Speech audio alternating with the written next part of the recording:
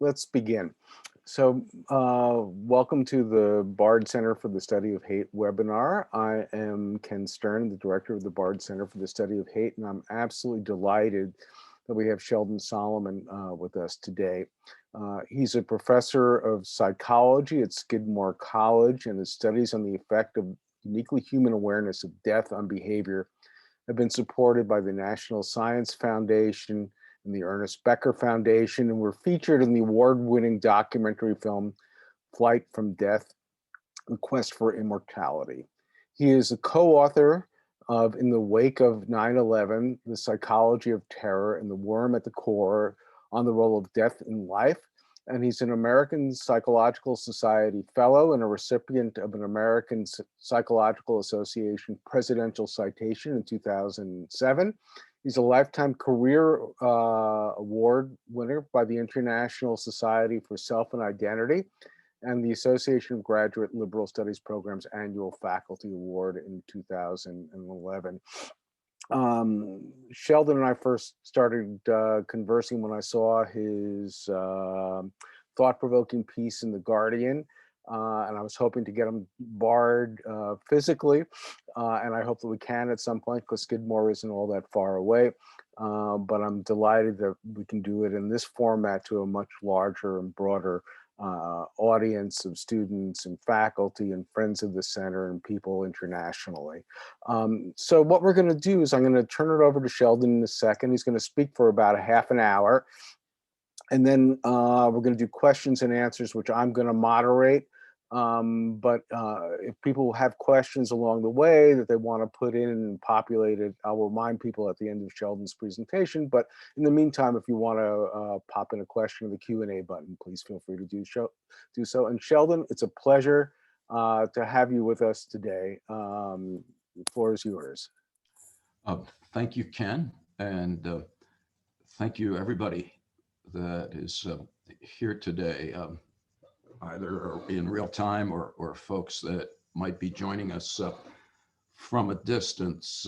My name's Sheldon Solomon. I work at Skidmore College. I'm an experimental social psychologist by trade, and I'm happy to have an opportunity to tell you a bit about the work that I do with my colleagues, Jeff Greenberg and Tom Pazinski, under the rubric of what we call terror management theory, which is just our way of examining how the uniquely human awareness of death influences just about everything that people do, whether we're aware of it or not. I read a story when I was a kid by Alexander Smith. It's an essay where he writes, "It is our knowledge that we have to die that makes us human."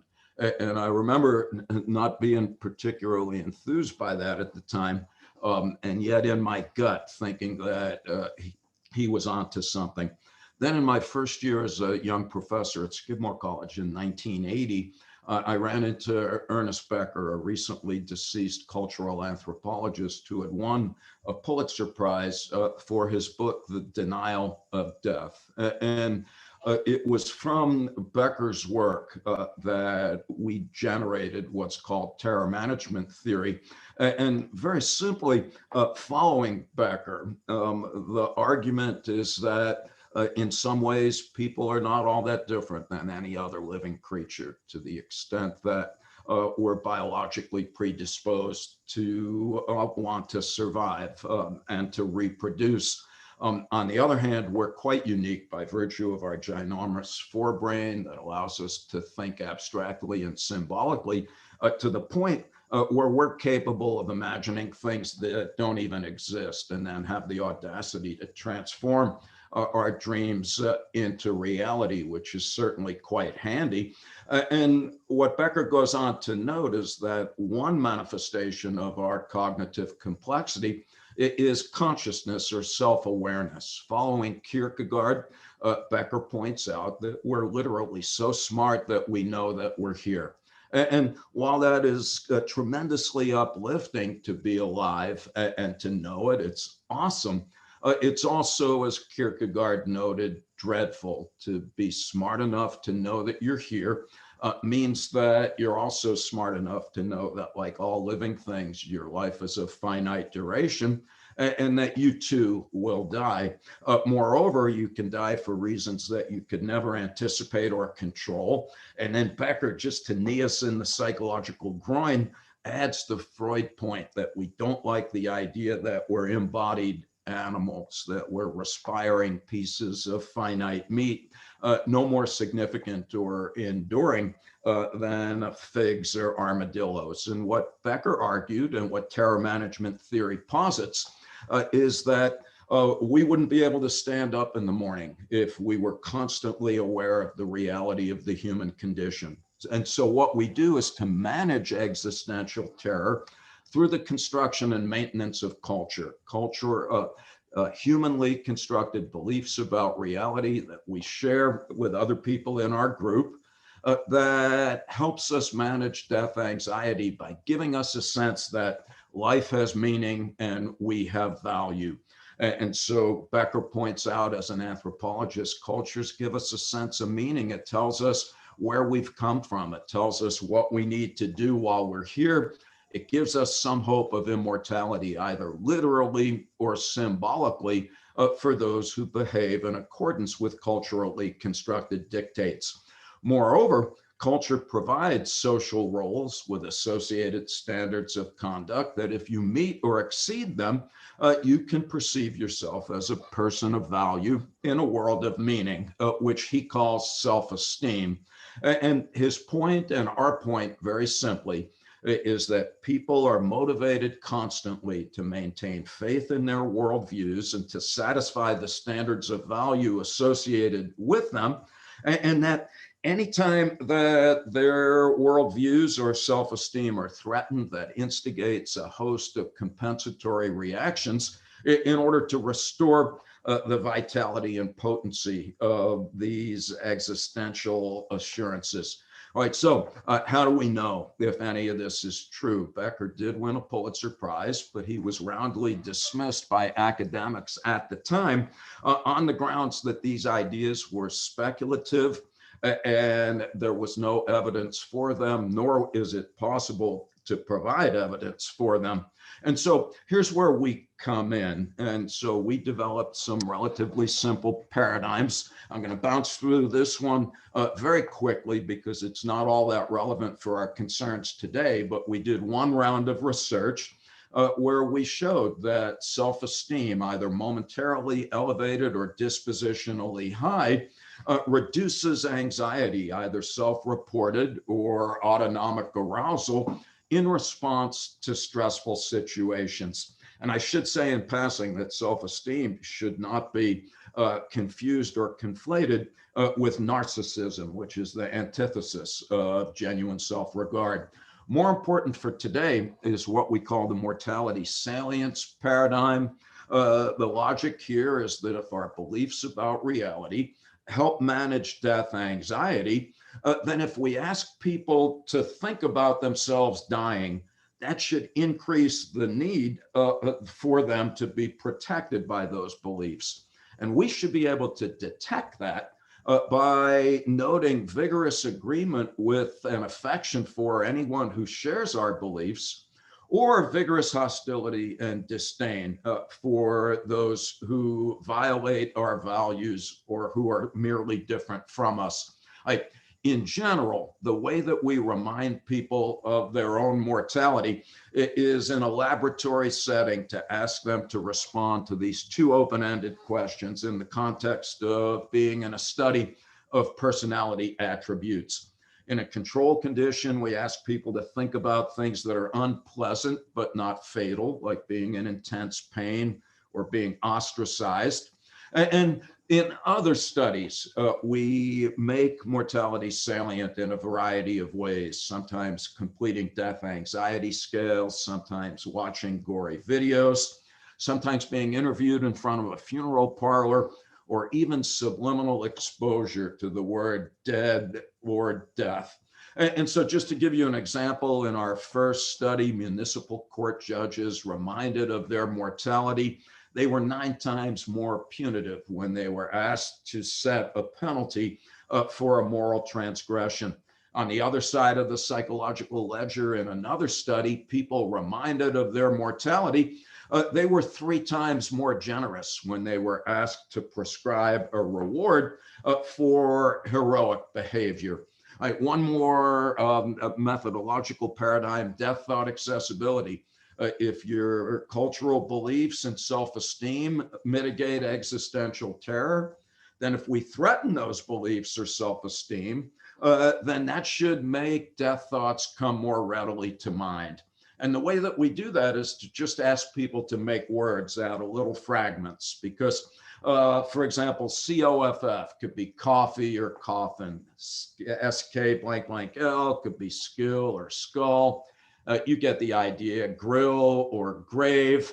And so if you show Christian fundamentalists parts of the Bible that are logically inconsistent, that increases their death thought accessibility. Canadians who read an essay belittling Canada, that increases death thought accessibility. Atheists who read an essay suggesting that Jesus may have existed, that increases their death thought accessibility. Americans asked to reflect on aspects of themselves that they're not particularly fond of, that increases their death thought accessibility. Our point is that there's now a large body of evidence that converges on the idea that Becker is quite right when he proposes that our disinclination to die is the motivational underpinning of a host of human activities. And I want to talk about 2 domains for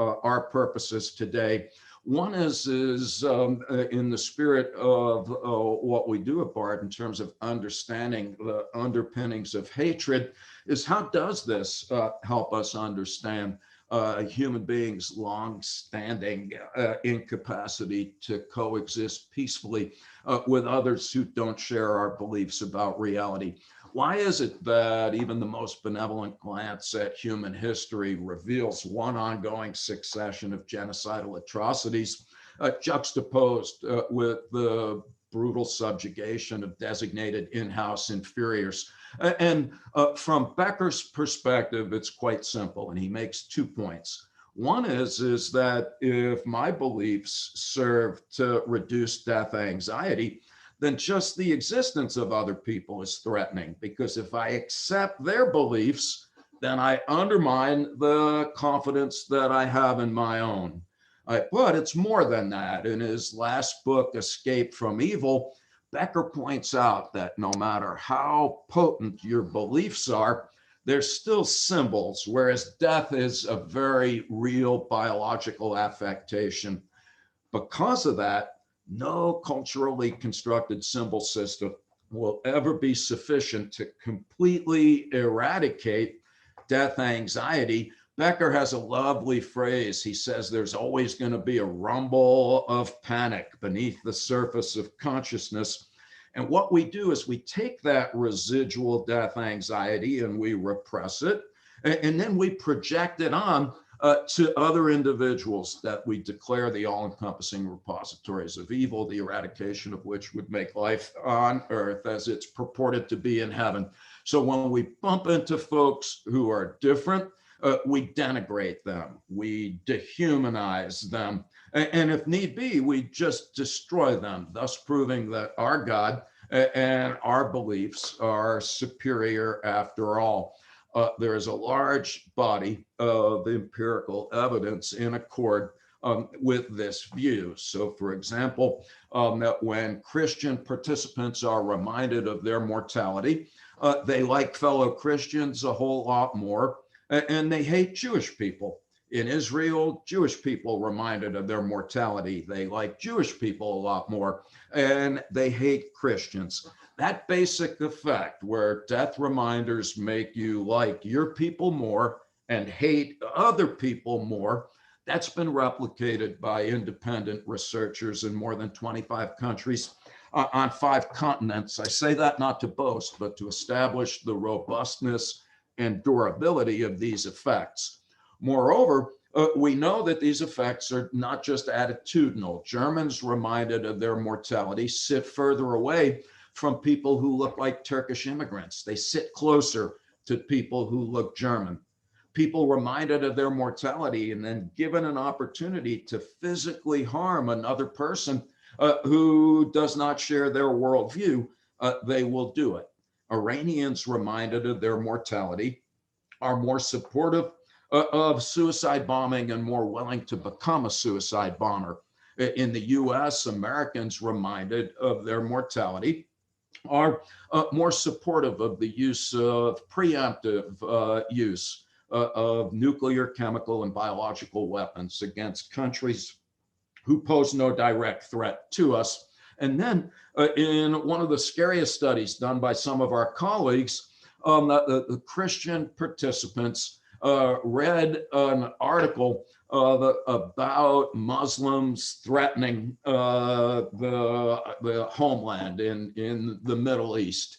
And basically, half of the participants also read an additional paragraph saying that Muslims had died in a plane crash, or they read something very neutral.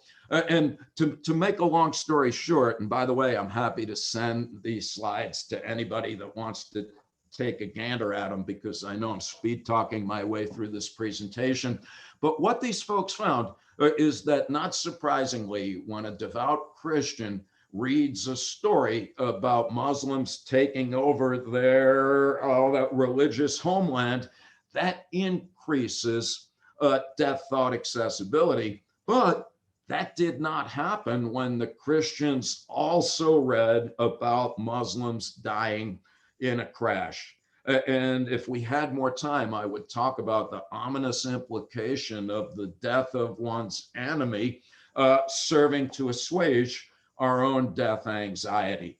All right, and so if you've got some time and have not already done this, I like Robert J. Lifton's book, Destroying the World to Save It, where he points out that we may have the ignominious distinction of being the first form of life to be responsible for our own extinction, given that a substantial proportion of evil in the world is perpetrated by people self-righteously claiming that they're going to rid the world of evil. All right, let's switch gears a little bit and let's talk about another line of theoretical and empirical inquiry based on an idea that goes back to Max Weber, the great German sociologist of yesteryear. Becker, in both The Denial of Death and as well as Escape from Evil, was preoccupied with understanding the psychological underpinnings of the allure of populist or fascist leaders. And he starts with Max Weber's notion that in times of historical upheaval, we tend to embrace a certain kind of leader. He used the term charisma. And he said that certain folks appear to be larger than life, and they often believe themselves, or at least their followers believe, that they're divinely ordained to rid the world of evil. And what Ernest Becker adds to Weber's notion is that what underlies our propensity to embrace a charismatic leader in times of upheaval is that it is to address existential concerns. We got interested in this right after, in about the year 2000. And our first study, we just reminded people that they were going to die, or these were students, or about an upcoming exam. And then we just asked them to read little hypothetical campaign statements by different candidates that varied in terms of leadership style. We had a charismatic leader, we're the best and fuck the rest. We had a task-oriented leader, I can get stuff done. We had a relationship-oriented leader, and this is somebody who just said, well, we all have to help each other. And so basically everybody read the candidate statements and they just said who they were going to vote for in the election. All right, let's note that in the control condition, the charismatic candidate does not do very well, garnering only 4 votes out of almost 100. But look what happens if participants were reminded of their mortality first. Now the charismatic leader gets approximately 800%, or 8 times as many votes. All right, and then those of you that remember the aftermath of September 11th, 2001, we noticed that President George W. Bush, that his popularity went in 3 weeks from one of the lowest in the history of presidential polling to one of the highest after he declared that we would rid the world of evil and that he believed God had chosen him to lead the country at this perilous time. So we did a bunch of studies back in the day, and we found, sure enough, that when people were reminded that they were going to die, they liked President Bush and his policies in Iraq a whole lot more. And then we did another study in 2004. And what we found, and you can see this on the left, is that John Kerry, that participants like John Kerry much more than they like President Bush in the control condition. And yet, after they were reminded of death, their affection for Kerry goes way down, and their affection for President Bush went way up. And we replicated that particular finding about a dozen times in different parts of the country. Last study, right before the 2004 election, at Rutgers University, we just reminded some people they were going to die, other people of something unpleasant. And then we just said, who are you going to vote for? In the control condition, our respondents said they would be voting for John Kerry by a more than 4-to-1 margin. When they were reminded of their mortality first, these respondents reported that they would be voting for then President Bush by a more than 2-to-1 margin. Let's fast forward to the most recent election, and let's do a 10-minute classic comic overview of what we've learned since then. When former President Trump came down the escalator and declared that he was going to run for president, a lot of people laughed. I was not amongst them because my immediate thought was that this guy was going to win. And I wasn't the only one. There's a Facebook page, it's called Historians on Trump, and the idea of a monstrous clown. That was David McCullough, an American historian, who coined that term. Well, anyway, you can go look at that site. The point is that historians in 2015 and 2016, they said it's a really bad idea for a vulgar, sadistic, vindictive, pathologically narcissistic sociopath who's a racist, misogynist, homophobic, functionally illiterate, pussy grabbing, twittering Mussolini cheese doodle impersonator. Bad idea for such an individual to, with no prior experience, for this kind of job. But more important, perhaps, was the concerns about mental health professionals at the time.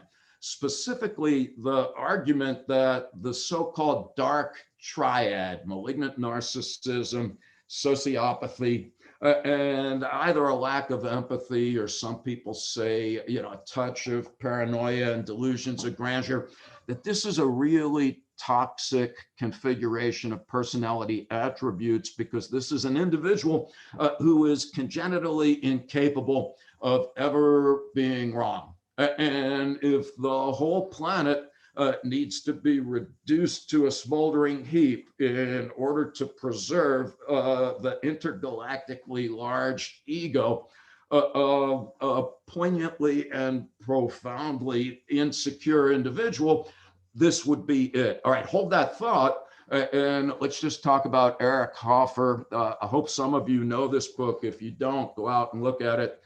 immediately. Hoffer's writing about how this kind of stuff happens in the aftermath of Hitler, Mussolini, and Stalin. And he said, what you need for populist movements is a critical chunk of frustrated and insecure citizens that are desperate. They need something to live for.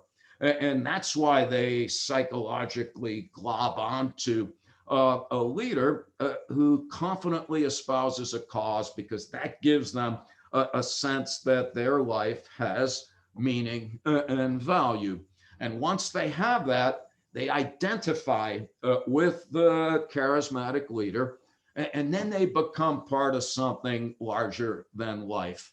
And what Hoffer goes on to say is, look, charismatic leaders don't need to be intelligent, noble, or original. And then he goes on to say, and I quote, the primary qualifications seem to be audacity, a joy and defiance, an iron will, a fanatical conviction that he's in possession of the one and only truth, faith in his destiny and luck, a capacity for passionate hatred, contempt for the present, a cunning estimate of human nature, a delight in symbols, the arrogant gesture, the complete disregard of the opinion of others, the single-handed defiance of the world, and some deliberate misrepresentation of facts. And I wish we had more time, because this seems to have been written by Trump's biographer, except for one word, some, because as you know, Trump is 80% deliberately misrepresenting facts. So anyway, to keep going, as Hoffer does, mass movements also need a scapegoat. What populist leaders are, they're alchemists of hate. And what they do very cleverly is to take the fears of their followers and to direct or deflect them. They channel fear into rage and righteous indignation, and then they point at the individuals, either foreign or domestic, who have to be subdued. Right? And then one more thing that without which you can understand nothing about current events, and that is when Hoffer says all active mass movements strive to interpose a fact-proof screen between the faithful and the realities of the world. They do this by claiming that the ultimate and absolute truth is already embodied in their doctrine, and that there is no truth nor certitude outside of it. It is the true believer's ability to shut his eyes and stop his ears to facts, which is the source of his unequaled fortitude and constancy. He cannot be frightened by danger, nor disheartened by obstacles, nor baffled by contradictions, because he denies their existence.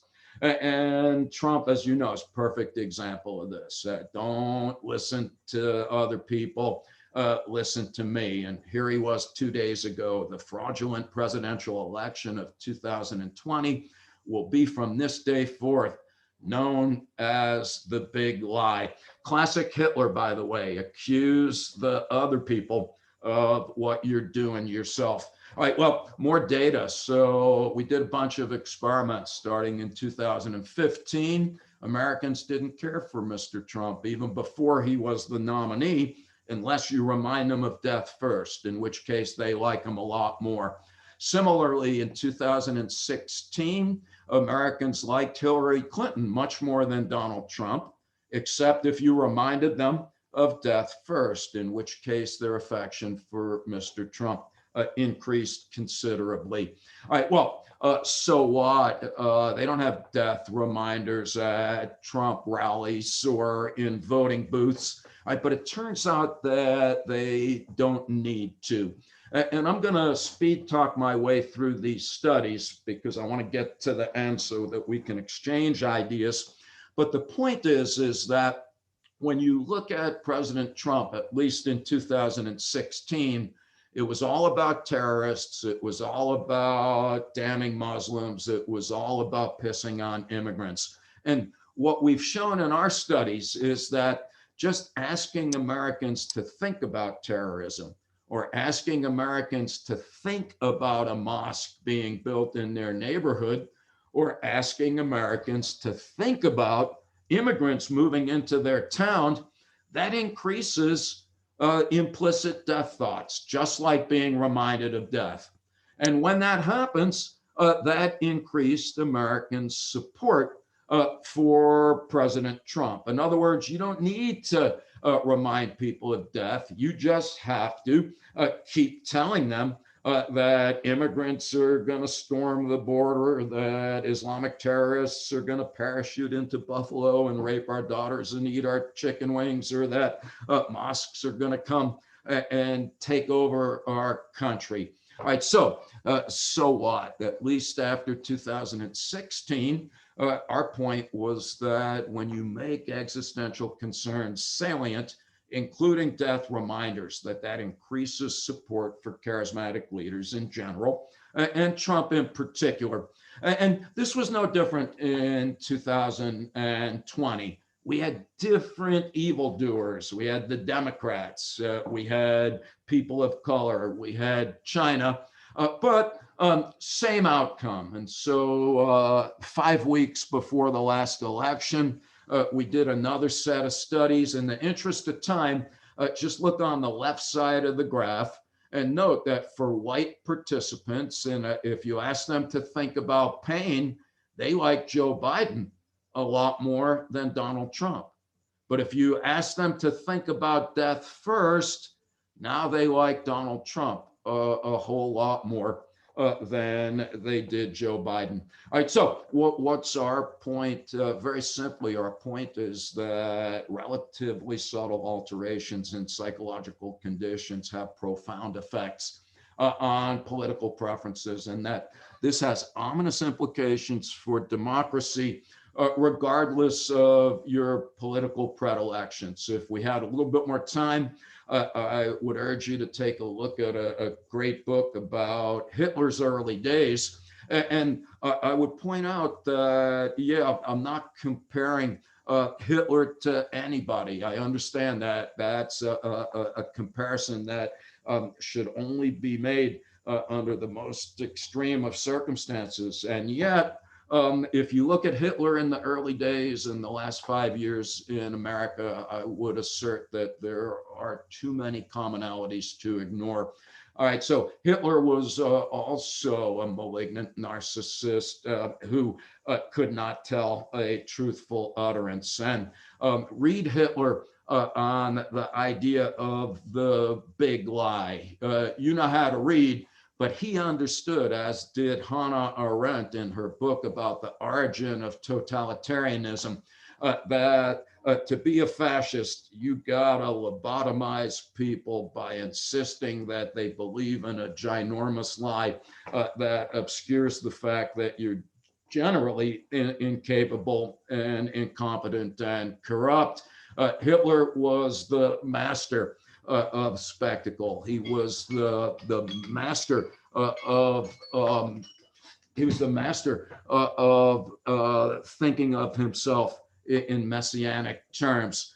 He was the master of demagoguery, understanding that you should rarely transcend the monosyllabic utterance and that you just keep repeating over and over again in highly emotionally charged terms whatever it is that you want people to eventually believe.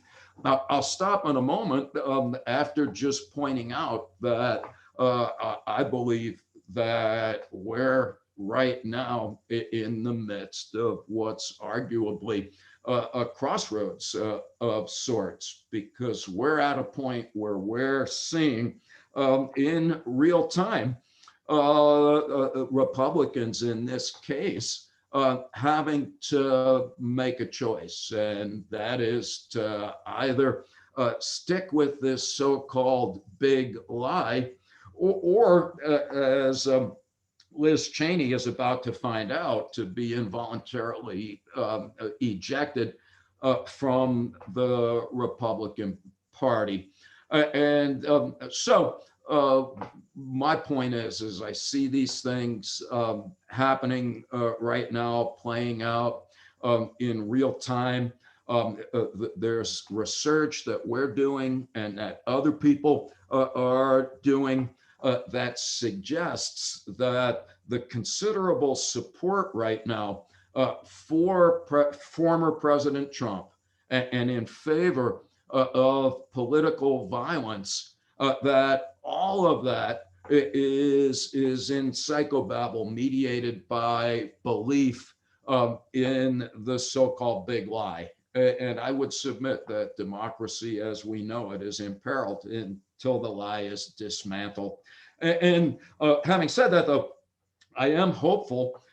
So let's end on a high note of sorts. And in my opinion, the Americans of yesteryear, they knew exactly what was at stake. And that is that we have to remember our superordinate identity, both as Americans, those of us that are, and as human beings in general. And I like how this gentleman put it. And so I'll leave you with this thought and then I'll shut up. Crises there will continue to be.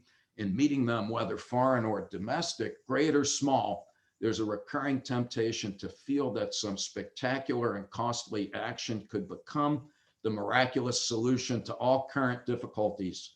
But each proposal must be weighed in the light of a broader consideration, the need to maintain balance in and among national programs, balance between the private and the public economy, balance between cost and hope for advantage.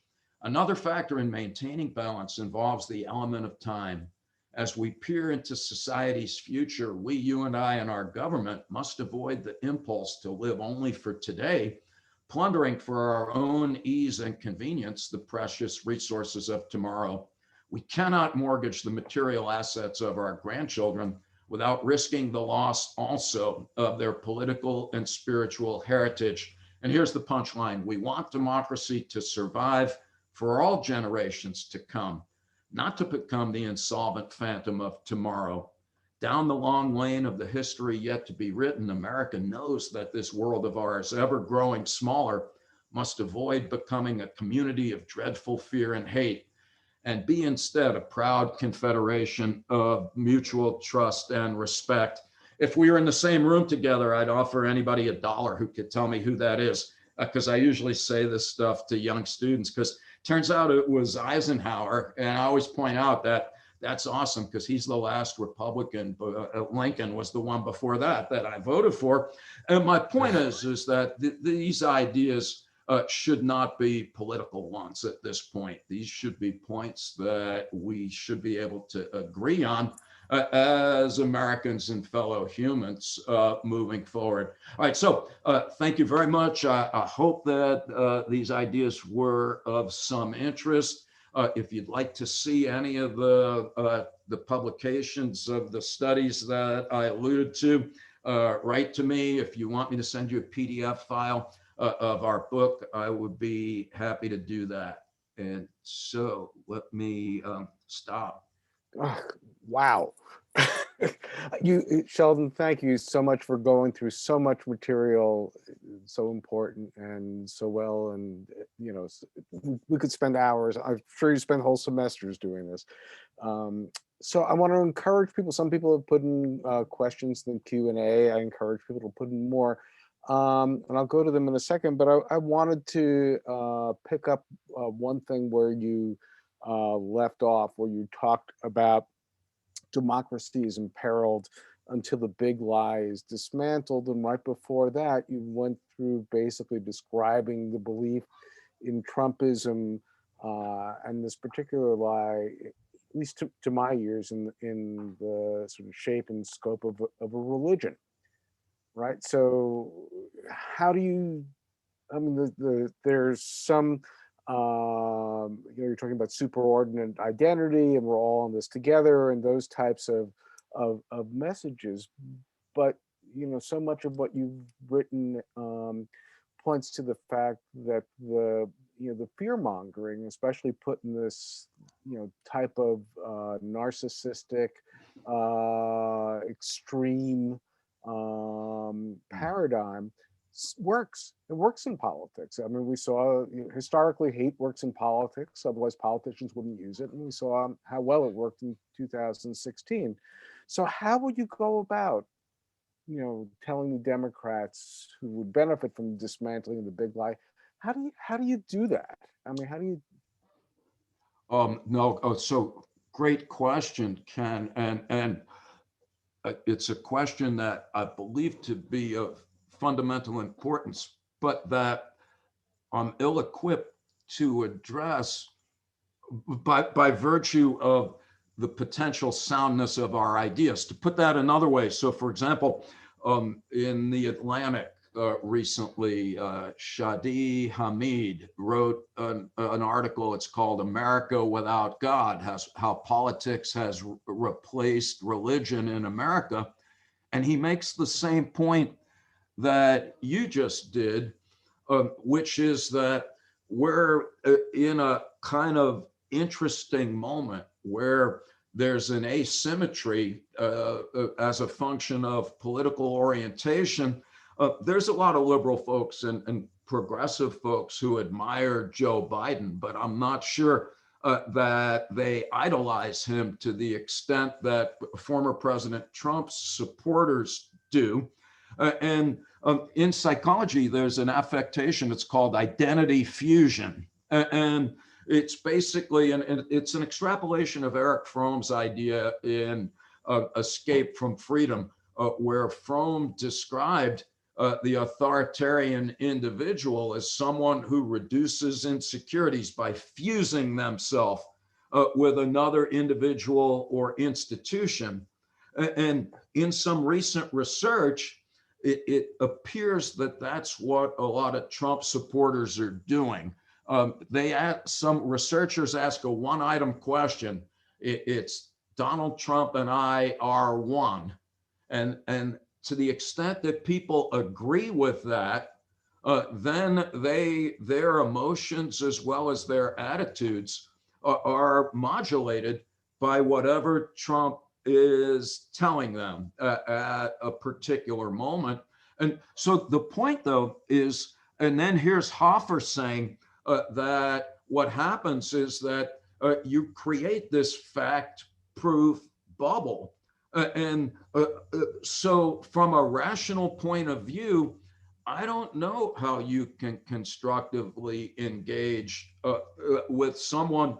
It's no different than deprogramming a passionately devoted cult member. Facts and reason bounce off them, like rainwater cascading off a duck's ass in a hurricane. And I don't know. I do know what we have to do in the long run, and that is to start a respectful relationship with people that we might not agree with based on our common identity as Americans or humans. Like some of us might remember right after September 11th, 2001, when there was a couple of days where everybody was an American. When Le Monde in France says we're all Americans. Well, when you have something in common, well, then and only then is it possible to start to consider areas of disagreement.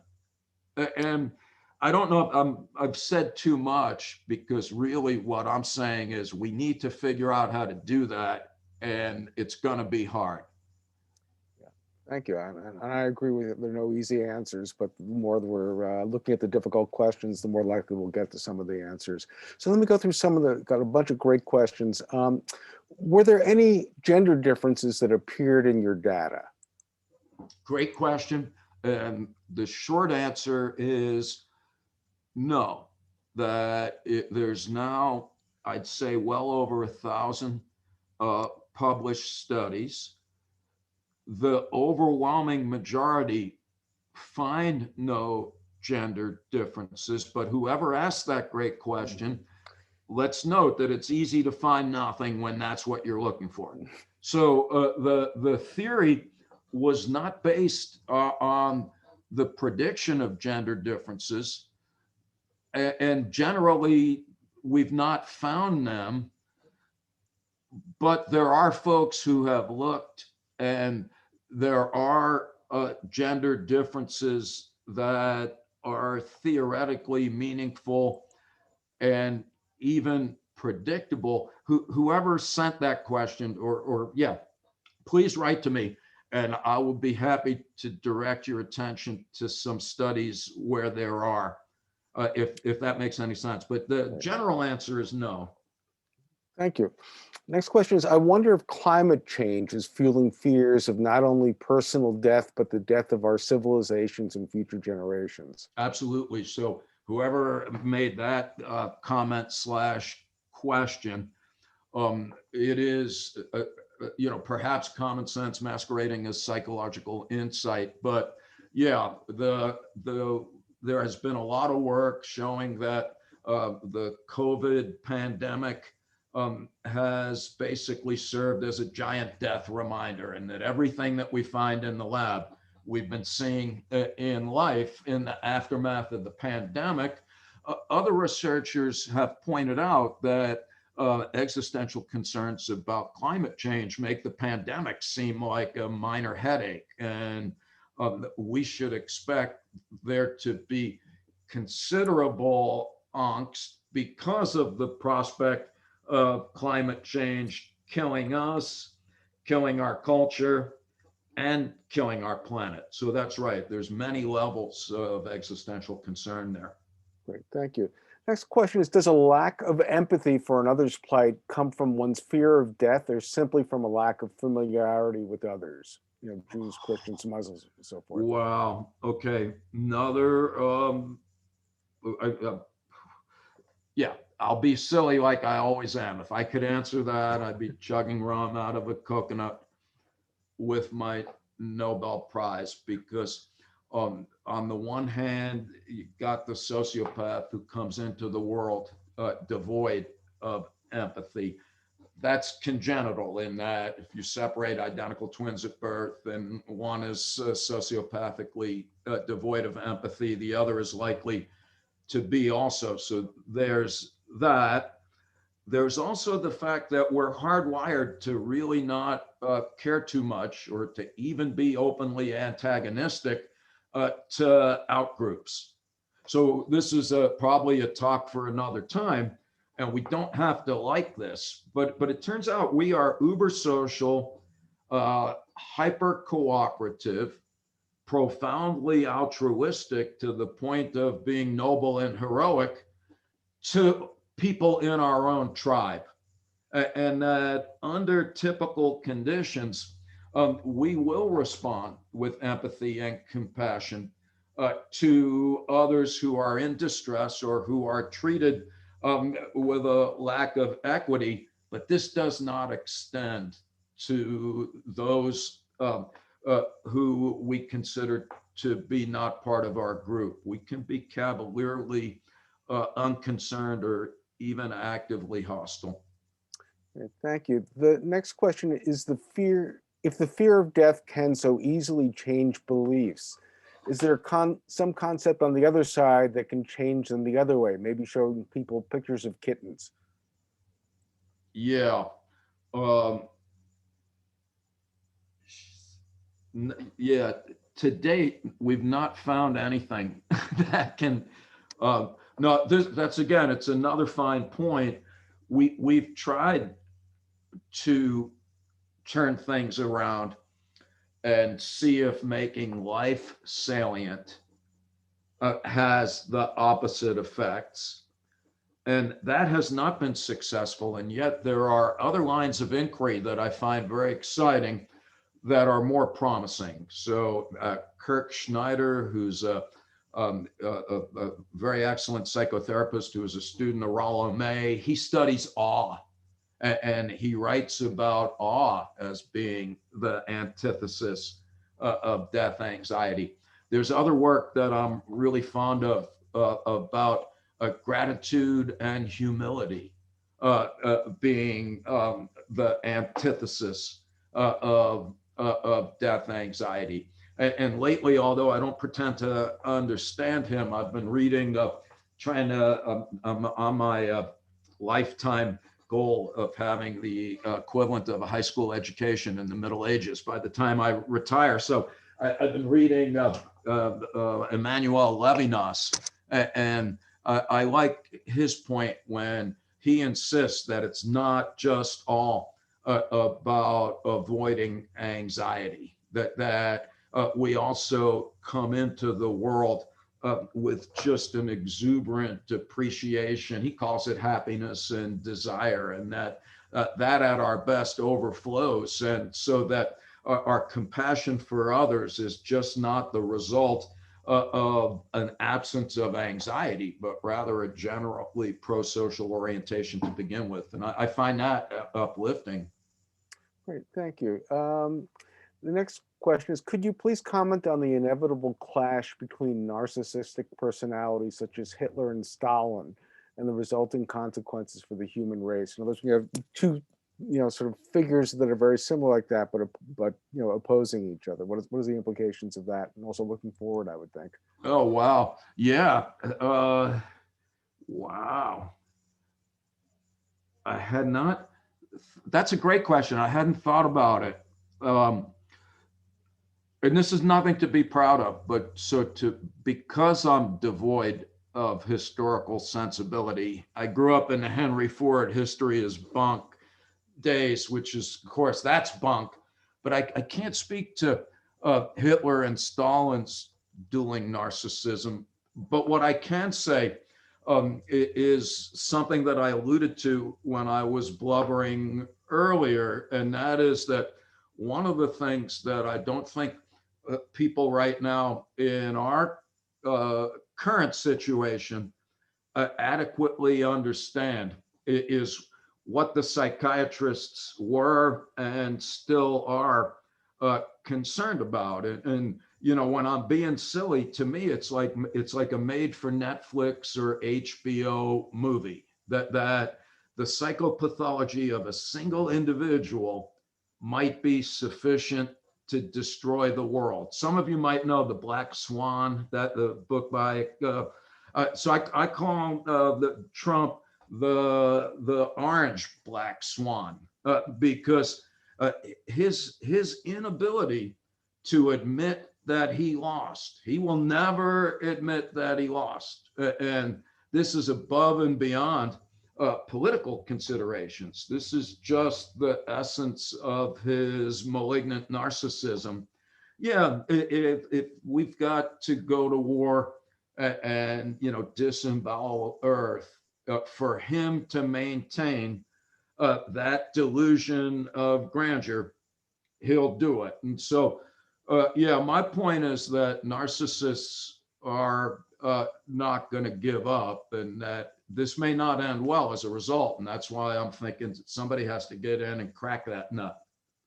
Great, thank you. So this comes from a friend in Venezuela. Is Hugo Chavez an example of the messianic leader that you mentioned? He also read some of the people that you cite and agree with your statement on being a true believer. Yeah, that's right. Okay, so let's see. Is the issue the level of fear and anger in our society rather than the fear of death?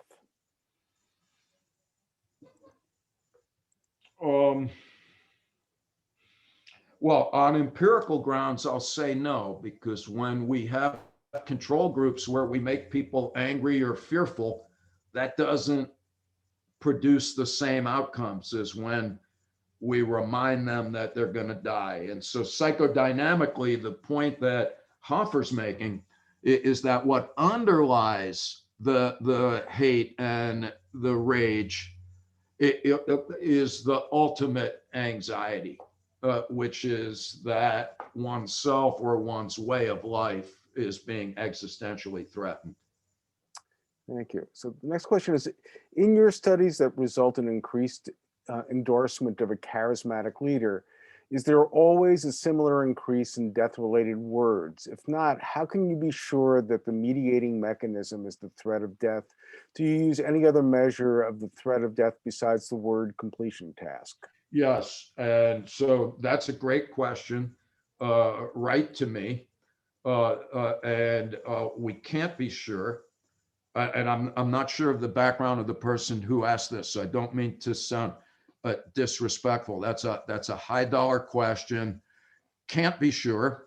What I can tell you is that we are sure that any other alternative explanation that someone has proposed to account for those findings has been empirically ruled out. Because the fact of the matter is that science doesn't work by proving anything. What you're essentially doing is to disprove alternative possibilities. And so whoever asked the question, I'm eager to interact and to explain on what grounds we think that our account is the best one at the moment. But it's, and then I'll explain why it is problematic. But yes, and there are other ways of assessing death thought accessibility that are more subtle and sophisticated. So including, by the way, other great researchers in Israel that are showing this at the level of literally like single neurons in the brain. So there are neuroanatomical models based on our work that appear to support the view that this is uniquely about concerns, not only about death, but about oneself dying. Thank you. How do you think the media feeds into this fear? The media feeds into the fear by existing, right? If it bleeds, it leads. So there has always been the tendency to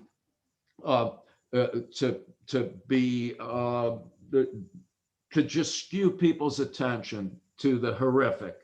But that was before two things. One is that a substantial chunk of the media is owned by people who are colluding with fascists, in my opinion, to sustain the continuous circulation of misinformation.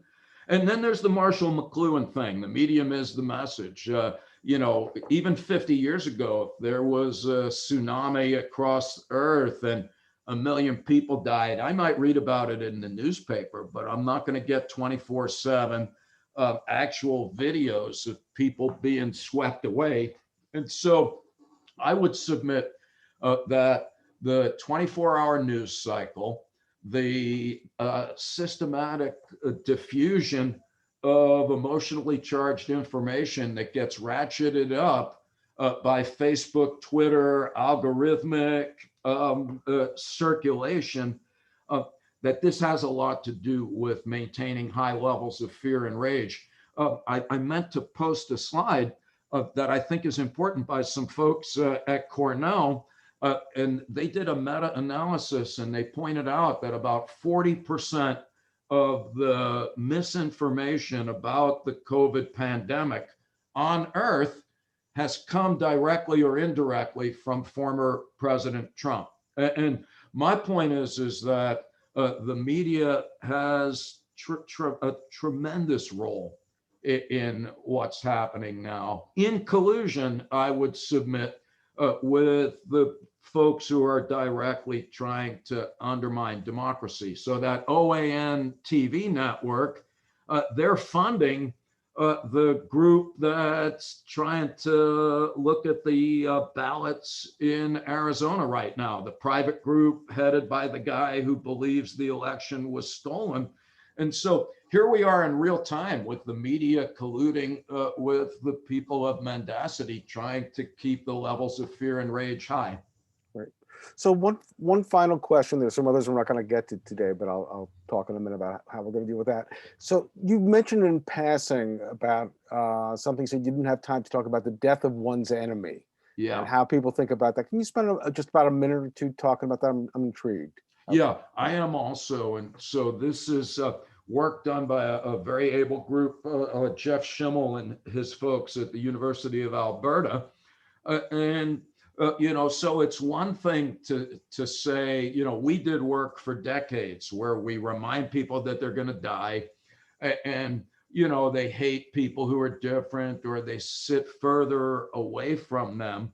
But to me, the most chilling finding was that, reading about that, for Christians, Muslims are the all-encompassing repositories of evil. So the fact that reading about Muslims dying was enough to diminish one's own death anxiety.